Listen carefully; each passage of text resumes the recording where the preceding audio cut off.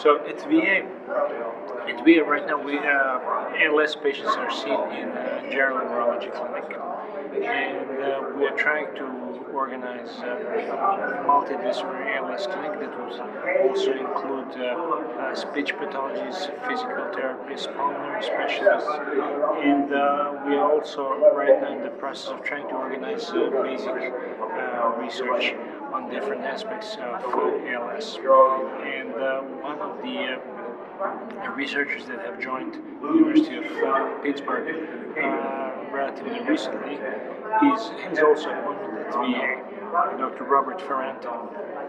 And so we are trying to put together both research and clinical program, and we're trying to combine clinical care of veterans with ALS that are seen at VA Pittsburgh with care that's provided by other ALS clinics. Many of them are seen at the University of Pittsburgh multidisciplinary ALS clinic, and some of them are also seen at AGH.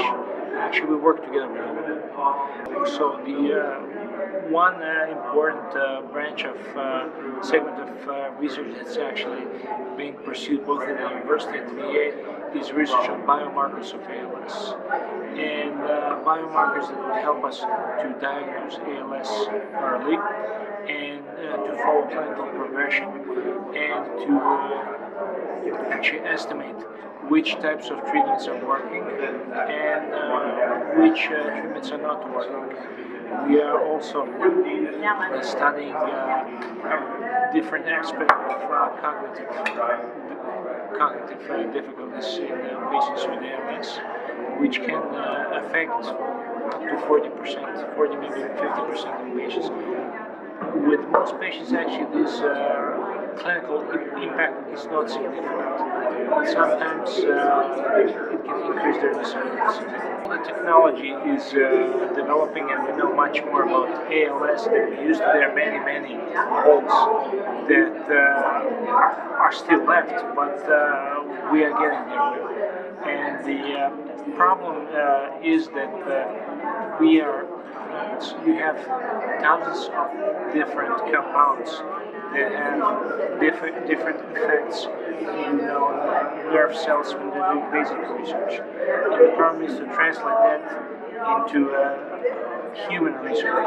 Because patients are so different, and many of the previously used medications that worked so well in the lab did not do anything in the real life. And we are still trying to find the best model, and just the technology has improved tremendously where they're able to use computerized and robotic systems to screen thousands of components at the same time. And actually one of the results of all that is a study with the use of one of the antibiotics, ceftriaxone, for treatment of ALS. Actually, it came out after they have screened thousands of compounds in the lab, and the ceftriaxone was thought to be one of the most promising substances there. And even the riluzole, the one that was approved in '95, it was not designed as anti-ALS medication.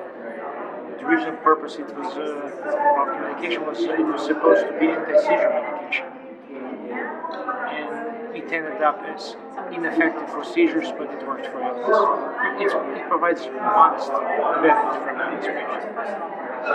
There are different levels of help.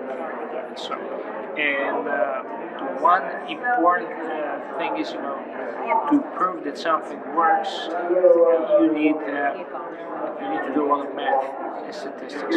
You need to compare A with B. And with A, we usually use patients with ALS, but very often we also have normal controls that are required for different types of research, for instance for biomarkers. And for biomarker research and for other types of research, very often spouses, relatives, and friends of ALS patients would actually volunteer to participate in studies like that. And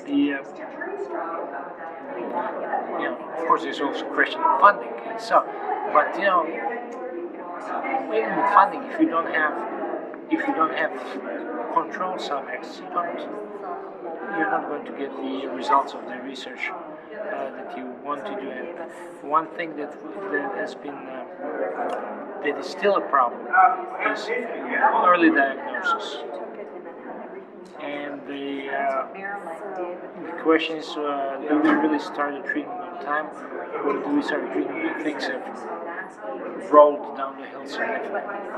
The trying economic times as they are right now, funding for everything is much more difficult to find than before.